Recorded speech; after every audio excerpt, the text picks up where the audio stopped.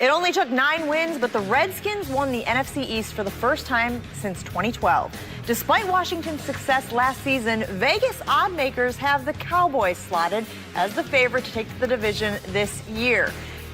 Can't say that I disagree with him, Peter, but what do you think? Who wins the NFC East in 2016? Well, God forbid. Don't do it. God forbid Vegas not have Dallas be the odds-on favorite to win the division. And for the record, I'm not your typical Redskins fan in that I can be very objective about the Cowboys. And I certainly think they're a reasonable pick to win the division.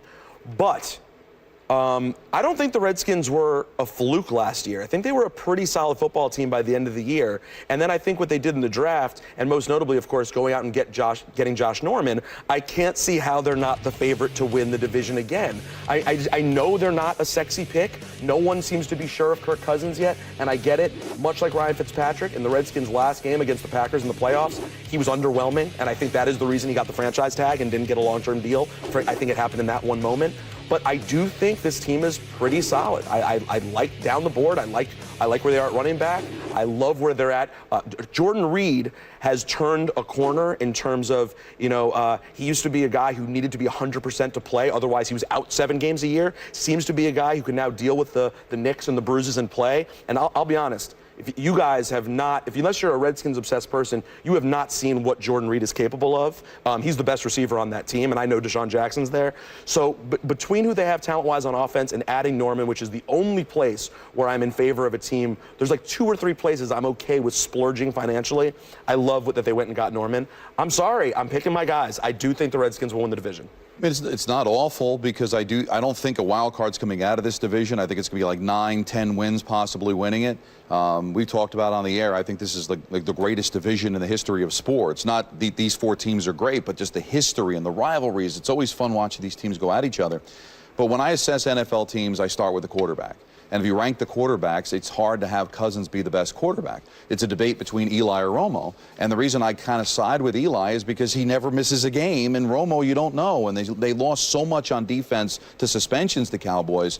And the pressure the Giants feel, I think Jerry Reese is going to lose his job if the Giants don't win this division. They spent too much money on defense to have them not improve vastly. They went 6-10 last year. You got Odell Beckham Jr. Eli very quietly had a great season last year. So it kind of points to the Giants. I can't say that with any certitude at all, but I'm going to rank it by quarterback, and I have Eli winning the faceoff just because I don't know if Romo can play 16 games. Well, at what point do we stop? The Dallas Cowboys are the most talented team if Tony Romo stays healthy. Yeah, if is not a good way to make. You have 3 guys on the defensive side of the ball suspended. Randy Gregory, you got Lawrence and Rolando McClain. So you have no pass rush. You have no cornerbacks. You decide, rather than take Jalen Ramsey, we're going to take Ezekiel Elliott. So now you have. I disagreed with. We have Ezekiel Elliott, who is, by all accounts, going to be possibly Offensive Rookie of the Year. You also sign Alfred Morris. So, I mean, it's too much on that as far as running backs are concerned. And they're totally confused. Well, what are you? Which running back do you want to play? Well, Ezekiel Elliott's going to be the guy that runs the ball, and he's probably going to be the guy that you see for all 3 downs. And is Alfred Morris even there by the time they get to mid-September? Like, do they keep him? Well, it's a weird situation. And then, as far as Washington's concerned, you lose Terrence Knight, and you lose Jason Hatcher. Kirk Cousins, listen, if the general manager, ownership, coach don't feel good enough about Kirk Cousins to take him off of the franchise tag, which is $20 million, $19.9 million, and give him an extension, how am I supposed to feel about him? And like Don said, there's only a couple things I know. I'm sure of death, I'm sure of taxes, and I'm sure that Eli Manning is going to play 16 games. And I'm also sure that you'll probably never have abs. But the point being, confirmed. The 2 most important things in the NFL right now are the quarterback position, and it's your ability to put pressure on the quarterback. And with all the money the Giants spent, I understand team chemistry and everything else, but when you look at this Giants team, 6 games they lost when tied or leading in the last 2 minutes of games last year. 6. They lost 6 games like that. They have to be better defensively. I'm not saying great, but they can't be historically bad. They were historically awful. You're so right, because you look at their record and you say bad team, but there were so many games that they blew that they could have very easily won 9 games. But isn't that what bad teams do? But bad defenses, and they corrected the defense. The only concern I would have about the Giants is free agency. When you try to be all in on free agency, that chemistry, you can't afford to get off to a bad start. You can't lose 3 of the first 4 games because you're trying to get everybody on the same page. So their training camp is going to be huge. But they corrected the one big problem that kept them from literally winning 3-4 more games than they did. So that's why I think they've got the shot. Well, you got Hankins back. You sign Snacks Harrison. You add Olivier Vernon. You got JPP on a one-year deal. That's huge. That's huge. You get Jack Rabbit Jenkins. Yeah. You got DRC. You draft Eli Apple. And when you look, best quarterback in the division, I don't care what you say about Tony Romo, most consistent is Eli Manning. No, it's No, Eli you're right. Manning. You're right. It's Eli Manning. You could say Best who offensive has the weapon. most talent in the quarterback position. I might say Tony Romo. Eli Manning is the best quarterback in the position. And he's got better every single year under McAdoo, and so is Odell Beckham. So you got the best quarterback, you got the best offensive weapon, and if you look at the defensive line of the Giants, it should be vastly improved. And their secondary, in my opinion, is better than the secondary for Dallas. And maybe Washington probably has the better secondary with the addition of Josh Norman. But still, man, I'm putting my money on Eli Manning and Odell Beckham. Well, and you didn't mention one thing. What if, big if, we know, what if Victor Cruz is healthy? Or Sterling Shepard, who I thought was a sneaky good pick in the second round. Really, I mean, they were really just singing his praises during Donnie, they averaged 26 points. Eli Manning thinks they can average 28. Right. So just don't have a historically bad defense. And now all of a sudden you look at the 6 games you lost in the last 2 minutes of those games with a halfway decent defense. Now you're talking about maybe a 10-win team. You guys have talked about all of those things with the Giants, the major offseason moves, obviously Eli Manning, but nobody has mentioned the fact that they are dealing with a first-year head coach in Ben McAdoo. Is that a concern for this team? Well, it's a first-year head coach, but it's somebody that was here already. And McAdoo, that offense worked. He came in to correct Eli Manning, and it worked. So the fact that he had been here, there's comfort with it, it was working for them.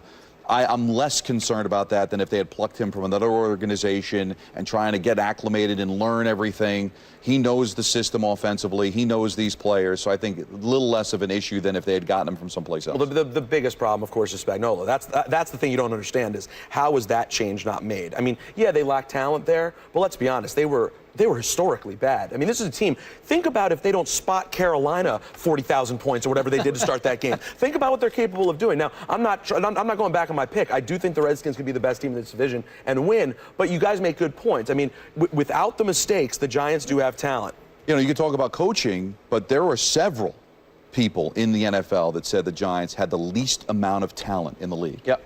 I mean, so how do you, that's why I really wasn't, I understood what they did with Tom Coughlin. Maybe it was time. But when you're trying to coach defense, well, offense, I think it was the exception because they have talent there.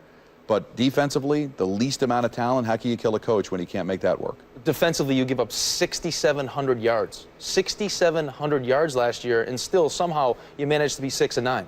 I mean, you managed to be 6-9. You blew the 6 games like I talked about. You got Eli Manning.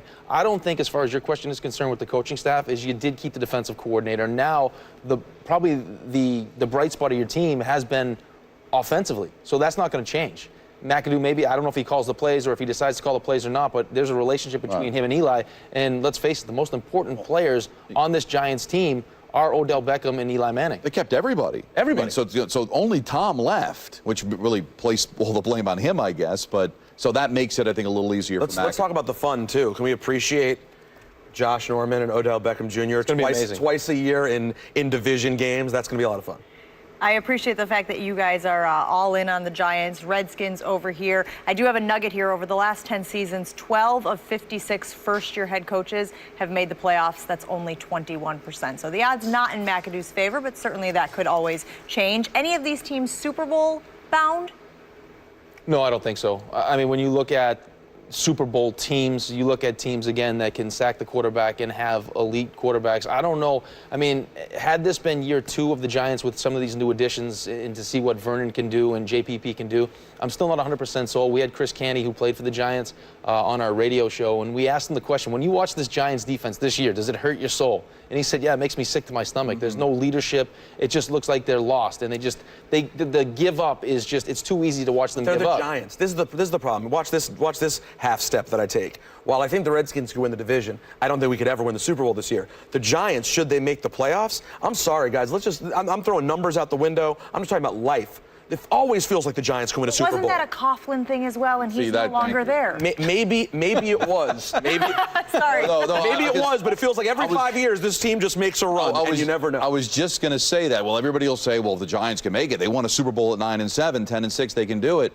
But look what walked out the door since that last Super Bowl. No Tom Coughlin, no Justin Tuck, no O.C. Umenyiora. I mean, these were guys that were leaders. That's the one thing that concerns me about the Giants tremendously. Who's the leader of this team? Is it Eli? Well, Eli couldn't control Odell Beckham Jr. in that Carolina game. And, you know, on the defensive side of the ball, who's the leader? They haven't had anybody since Tuck and O.C. and Roll left. You just said why leadership. You just said why people then pick Romo over Eli. Because it makes no sense that a quarterback that good isn't hands down the leader of his football team. Well, no, that doesn't make sense. Whoa. No, see, I hate that. That's a common misconception. You have some guys that are really good players, really good at what they do, that aren't natural leaders. Like Kevin Durant is not a natural leader. He's a really good basketball quarterback player. Position. It is, though. You could have really good quarterbacks that don't take on a leadership road. Cam Newton, I think, leader. Tom Brady, leader. But there's really good quarterbacks. Leader. The guys who win Super Bowls, leaders. No, listen, he's a leader on the field, there's no question, but I don't think he's going to be able to go to Vernon and say, you got to get off to a better start. We paid you a ton of money. I mean, I think he's a leader in that huddle, but I don't think he's the kind of guy like a Tuck or an OC or an Antrell Roll that'll say the things necessary, rub people the wrong way on the other side of the ball. Defense and offense, very strange dynamic. There's a big difference. There's a separation. You could have a vocal leader, and you could have a guy that leads by example. He's Derek Jeter. Exactly. Eli Manning is a guy who leads by example, and you've heard some of the things in the media over this offseason he said about Odell Beckham. Make sure you're focused on football. We want to use you more in different positions on the field.